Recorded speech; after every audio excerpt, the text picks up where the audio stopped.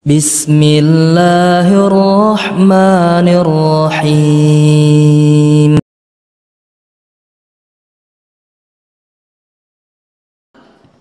Ini dikeluarkan atau dijelaskan ya oleh Imam Ibn Rajab Al-Hambali rahimahullah dalam kitab Jami'ul Ulum wal Hikam. Pertama, ayyakuna saliman min mahabbati ma karihahullah fadakhala fi dhalik salamatuhu minasyirkil jalli awil khafi wa minal ahwali wal bid'ah wa minal fusuqi wal ma'asi kabairiha wa saghairiha al-zahirah wal batinah karriya wal ujub wal ghil wal ghis wal hiqad wal hasad wa ghairi dhalik. Pertama, ciri orang yang hatinya bersih adalah orang itu selamat dari mencintai apa-apa yang Allah benci, termasuk selamatnya hati dia dari syirik dan kufur, baik yang jelas ataupun yang tersembunyi, termasuk kosong atau bersih dari hawa nafsu, kebid'ahan, kefasikan, kemaksiatan, baik yang kecil ataupun yang besar, baik yang zahir ataupun yang batin, seperti bersih dari riya, dari ujub, dari takabur, dari iri, dari dengki, dari hasad, dari suudzon, dan hal-hal yang sejenis itu. Ini yang pertama, ciri yang pertama adalah demikian.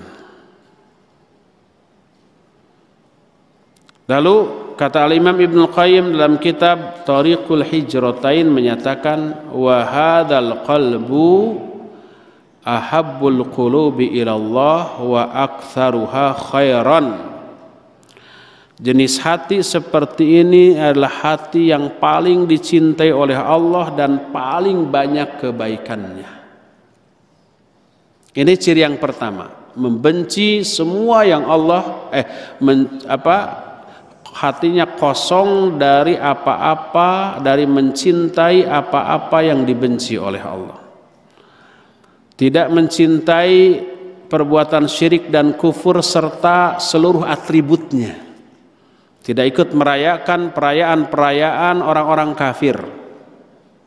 Siapa yang tadi malam ikut, kena dengan ini tuh.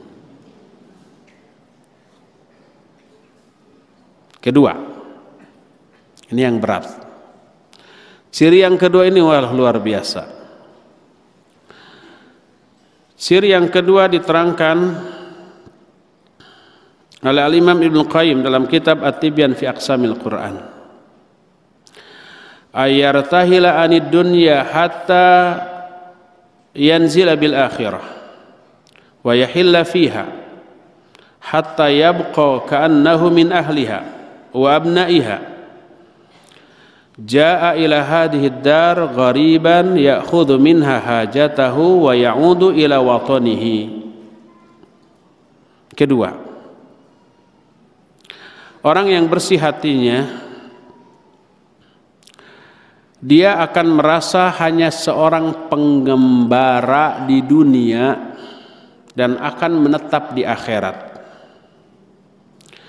Seolah-olah dia menganggap dirinya penduduk akhirat, bukan penduduk dunia.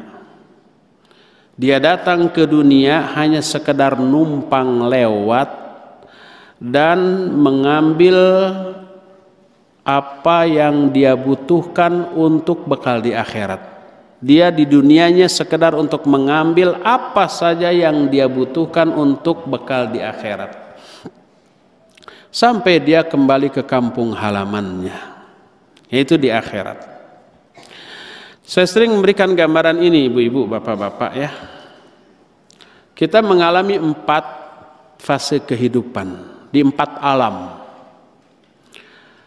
Semakin melangkah ke alam berikutnya, semakin panjang masa kehidupan kita di alam itu. Di awal fase kehidupan kita sebentar. Fase pertama kita hidup di alam rahim, di dalam perut ibu-ibu kita. Berapa lama? 9 bulan. Ya. Setelah 9 bulan, gubrag kita teh lahir ke alam dunia. Oe dan seterusnya. Berapa lama kita hidup di alam dunia? Puluhan tahun. Umumnya. Banyak yang cuma balita sudah meninggal. Banyak yang di bawah 10 tahun sudah meninggal. Belasan tahun meninggal. Ada juga yang puluhan tahun. Seperti kita. Jadi kehidupan kita di alam dunia lebih lama daripada di alam rahim. Kalau di alam rahim hitungannya bulanan. 9 bulan. Yang prematur bisa 7 bulan. Tapi nggak ada orang yang sampai 2 tahun dalam kandungan ibunya. Di alam dunia kita lebih lama, 60, 70 sampai katakanlah 100 tahun dengan bonus itu juga. Itu lebih lama. Setelah 100 tahun kita mati. Kemana kita pergi? Ke alam kubur. Berapa lama kita di alam kubur?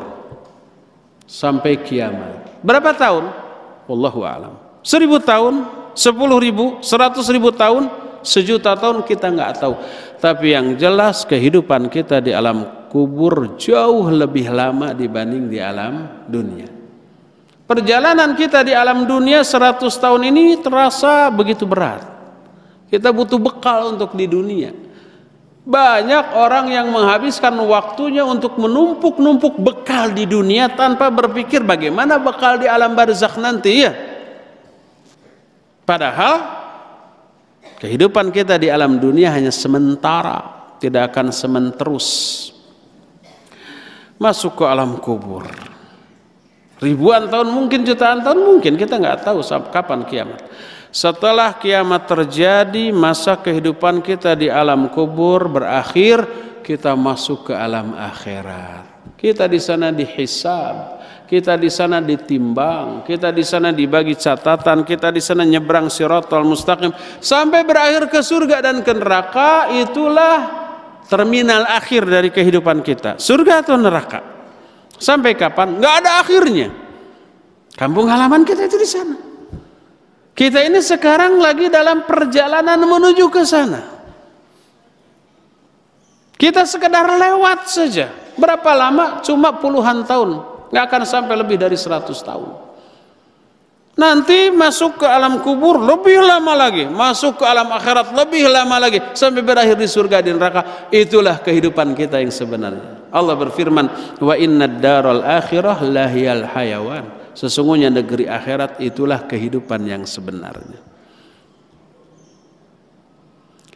Makanya Nabi bersabda, kun fid dunya ka'annaka gharibun aw abirus sabil wa udda nafsaka min ahlil kubur. Jadilah kamu hidup di dunia ini seolah-olah orang asing atau sekedar orang yang lewat, dan anggap dirimu sebagai salah satu di antara penghuni kubur. Hadis tersebut diriwayat Imam At-Tirmidzi, disahihkan oleh Syekh Al-Albani dalam kitab Sahih Sunan At-Tirmidzi. Berkata Ali bin Abi Thalib radhiyallahu an, irtahalatid dunya mudbiratan wartahalatil akhirah muqbilatan walikulli wahidatin minhuma banun wa fakunu min abna'il akhirah wa la takunu min abna'id dunya fa innal yawma amalun wala hisab wa ghadan hisabun wala amal. Kata Ali bin Abi Thalib, dunia akan pergi meninggalkan kita. Akhirat akan datang menjemput kita. Bagi masing-masing kedua alam itu ada anak-anaknya. Ada anak dunia, ada anak akhirat. Maka jadilah kalian sebagai anak-anak akhirat. Jangan menjadi anak-anak dunia. Karena hari ini hanya ada amal, tidak ada hisab. Besok di akhirat hanya ada hisab tanpa ada amal. Tapi orang-orang lebih banyak fokus untuk bahagia hidup di negeri yang akan ditinggalkan ini dan lalai dari negeri yang akan dituju, yaitu negeri akhirat. Berkata Al-Imam Ibnu Qayyim dalam kitab At-Tibyan fi Aqsamil Quran, kata beliau, wa kullama sahhal qalbu min maradihi tarahhala ilal akhirah wa qaruba minha hatta yasira min ahliha wa kullama maridal qalbu wa'talla athara dunya wastawtanaha hatta yasira min ahliha.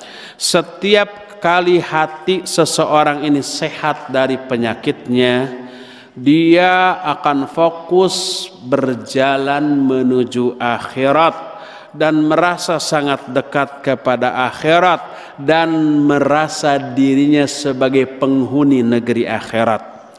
Dan setiap kali seseorang hatinya berpenyakit dan tambah parah penyakitnya, dia akan lebih mengutamakan dunia, lalu tinggal hidup di dunia sehingga dia merasa sebagai penghuni alam dunia dan tidak akan pergi ke akhirat.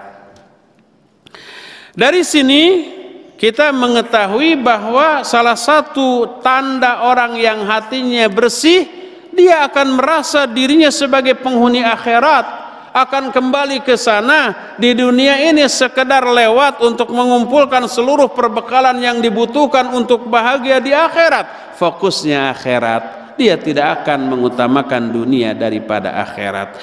Inilah yang kedua. Yang ketiga, ciri orang yang hatinya bersih adalah, ini dikemukakan oleh Al-Imam Ibnu Qayyim dalam kitab Ad-Da'u wad-Dawa. Kata beliau, annahu yashtaqu ila ta'ati rabbih kama yashtaqul ja'i'u ila ta'ami wasyarab bal asyad. Falau attala at-ta'at la dhaqat alaihi nafsuh wa dhaqat alaihi al-ardu bima rahubat. Wa ahassa fi min nafsihi ka'annahu al-hut idza faraqa al-ma hatta yu'awidaha wa taskunu nafsuhu wa taqirru ainuhu.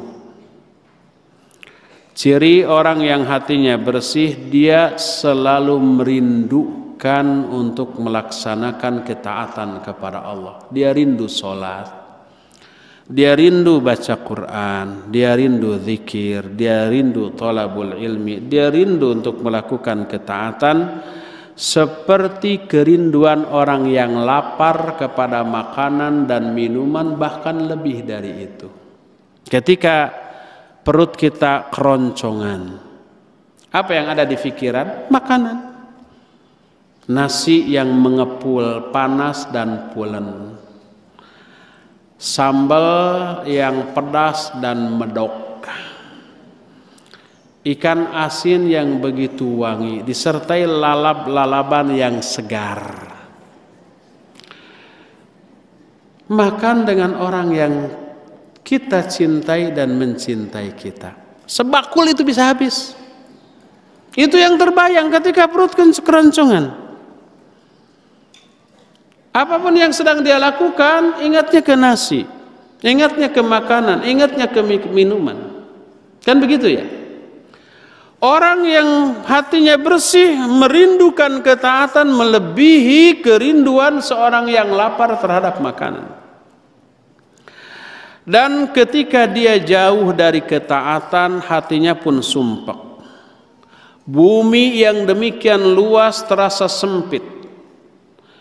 Dia merasa seperti ikan yang dijauhkan dari air sampai dia kembali kepada air dan berenang di tengah keluasan air. Seperti itulah orang yang hatinya bersih. Umpamanya seorang wanita ketika haid, dia tidak bisa sholat, tidak bisa saum, tidak bisa tahajud. Sebagian pihak menyatakan tidak bisa membaca Al-Quran, tidak bisa memegang mushaf. Sebagian ulama berpendapat demikian. Dia rindu untuk kembali sholat, dia rindu untuk kembali saum, dia rindu untuk kembali membaca Al-Quran. Ketika bepergian jauh, ya, dia tidak bisa melakukan sholat berjamaah di masjid bersama kaum muslim. Dia merindukan suasana masjid. hatinya resah, gelisah dan terasa hampa, seresah ikan yang dipisahkan dari air.